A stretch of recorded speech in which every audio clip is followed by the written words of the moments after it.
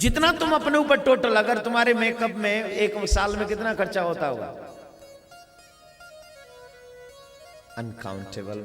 बोलिए मत महाराज जी, बता नहीं सकते। हमारे कपड़ों की ड्राई क्लीन, बाप रे बाप। चेहरे की ड्राई क्लीन, एक एक क्रीम इतनी महंगी है। वाइट हो जाएंगे, वाइट हो जाएंगे, वाइट हो जाएंगे। तेरा बाप भी वाइट हो गया जो हमें करेगा? वाइट हुआ कोई? ये सब लोग लगाते हैं क्रीम। जितने यहां ब्लैक माताएं दिख रही हैं, ये नहीं लगाती होंगी? आई एम सॉरी अगर कोई यहां बैठी है तो, लेकिन नहीं लगाती होंगी क्या? वो तो नहीं हुई आज तक। उसने झूठ बोला, हमने झूठ को स्वीकार कर लिया और पैसा खर्चा कर दिया। अरे जो ब्यूटी मेरे ठाकुर जी ने दी है, उस ब्यूटी में तुझे संतोष नहीं है क्या? उसी पे आनंद से रहे, उसी में आनंद मना कि ठाकुर जी ने जैसा बनाया है उसी में एंजॉय कर। अपने कर्मों की ब्यूटी बदल देना। अपने कर्मों को इतना सुंदर बना दे कि बड़े से बड़ा सुंदर व्यक्ति भी तेरे आगे नतमस्तक हो जाए। कर्म तो तेरे हाथ में। ये शरीर की सुंदरता तेरे हाथ में नहीं है, लेकिन कर्मों की सुंदरता तेरे हाथ में है। और अगर कर्मों की सुंदरता बढ़ गई तो आई स्वेयर तुम्हें वो मिलेगा जिसकी तुमने कल्पना नहीं की। तो मेरे भाई बहन, नंद के आनंद भयो, बाबा के द्वार पे इतनी भीड़ लग रही है, सब ब्रजवासी जो सुने वो दौड़ो चले आवे। अरे बाबा बधाइए, बाबा बधाइए, बाबा बधाइए। बाबा के द्वार पे आए वारेन की संख्या ज्यादा है, जाए वारेन की कम है। और इतना आनंद आ रहा हो वहां पे तो कि गोपी वहां से बाहर जानो ही ना चाहे। क्यों? बोले यूं ना जानो चाहे, आज ऐसो बालक आयो है कि ऐसो बालक घर कबो काउए गोद में खिलावे को मौका ना मिले। हमारे घर में कोई बच्चा हो जाए तो उसे गोद में खिलाने में कितना सुख मिलता है ना। आजकल तो पैदा होते ही गोद में निकाल लेते हैं, पहले तो ऐसा नहीं होता था। है? नामकरण संस्कार के बाद ही पुरुषों को वो बच्चा देखने को मिलता था। हाँ जी कि ना जी? है? हाँ या ना? तब तक माताओं का ही साम्राज्य रहता था वहां। लेकिन आजकल तो पैदा हुए और ले आए, डॉक्टर साहब दे देते हैं और फिर हो गया शुरू। फोटो शूट भी वहीं शुरू हो जाता है उसी टाइम। लेकिन मेरे प्यारे, ऐसो लाला गोपी कह रही है, गोपी आके बता रही है बड़ो सुंदर है, बड़ो सुंदर है, बड़ो सुंदर है। अब कहावे हो ब्रज में पूरी कथा सुनो। जब रात में कल तो उत्सव में रह गए ना, तो बधाई, पूरी कथा सुनी नहीं आपने, अब कथा सुनो। हमारे ब्रज में रिवाज है, जब कहूँ कि जब बालक है व्यवहारो हो ना, तो या तो बहन को बुला लें या बुआ को। अधिकांश लोग अपनी बहन नहीं बुलावे क्योंकि बहन खुशी खुशी काम करे। बुआ तो बड़ी बूढ़ी है बेचारी, के तो चारपाई पे खुद ही पड़ी है। हाँ, के दो बहुते कह दे लिया रे लिया ने चाय लिया ले, वो बेचारी अपने दुख में दुखी है, तू आप और चाय बनवा। तो बुआ बेचारी बड़ी बूढ़ी, तो या हमारे बहन ही है बुलावे कि बहन ने भाग दौड़ करे, अपनी भाभी को बड़ो ध्यान रखे और बड़ो प्यार करे। बुआ बनूंगी, बुआ बनूंगी। तो मेरे भैया, नंद बाबा ने अपनी सुनंदा बहन को बुलाया और सुनंदा जी बड़ी देखभाल कर रही हैं अपनी भाभी की। बड़ो इंतजार करो, 85 साल को है वो भैया, मतलब नंद बाबा 85 वर्ष की उम्र है गई है।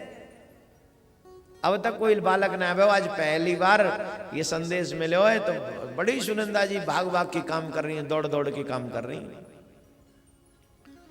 तो मेरे भैया, अब रात में कहावे हो तुम्हें पता है, वसुदेव जी आए, छोरी है ले गए और छोरा है। पर वाते पहले जब प्रसव पीड़ा प्रारंभ भई तो ब्रज की बड़ी बूढ़ी आ गई। पहले कहां हॉस्पिटल हो करे है? आजकल तो 90% बच्चे हॉस्पिटल में होते हैं। 90 क्यों, ज्यादा ही हो गए अब तो। शहर में तो 100% ही है। नहीं क्यों? बोले वो शारीरिक मेहनत तो कोई करता नहीं ना, तो शारीरिक मेहनत नहीं करते हैं तो वो उस समय में जटिल समस्याएं बन जाती हैं, तो इसलिए डॉक्टर ही सेफ है, वही बढ़िया है। तो मैया यशोदा वो गांव की बड़ी बूढ़ी वहां आ गई, और गांव की बड़ी बूढ़ी आ गई, सबन ने वो समय भी आ गए, सब बोली लाली भैया लाली भैया लाली भैया, तो सब गांव की बड़ी बूढ़ी कह कह के लाली भैया चली गई। और सुनंदा जी भी सो गई, लाली भैया तो कहा देखे, लाली तो उड़ के वो सो गई, यशोदा मैया सो गई। अब रात में वो वसुदेव जी आए, वह लाली है तो ले गए और लाला है, पर जब वो योग माया, ये जो लाली है ये कोई साधारण नहीं है, योग माया है। आपकी जानकारी के लिए बता दें, ये जो वैष्णव देवी है ना, इनको भी कृष्ण की बहन कहा गया है। जब यहां आना था तो योग माया ने मना कर दिया, हम नहीं जाएंगी। क्यों? बोले महाराज आपकी फिल्म इतनी बड़ी और हमारा रोल इतना सा है, छोटा सा, जाओ और जाके मर जाओ, ये भी कोई रोल है? जब जा रहे हैं आपके साथ तो कुछ अभिनय मिल रहा है तो थोड़ा लंबा होना चाहिए, और इनका तो अभिनय कितना सा है। वो वसुदेव जी ले जाएंगे, कंस पकड़ेगा, तुम्हें वो मारेगा, तुम उड़ जाना, बस खत्म। ये क्या बात हुई महाराज? नहीं नहीं नहीं नहीं, हम नहीं करेंगे रोल।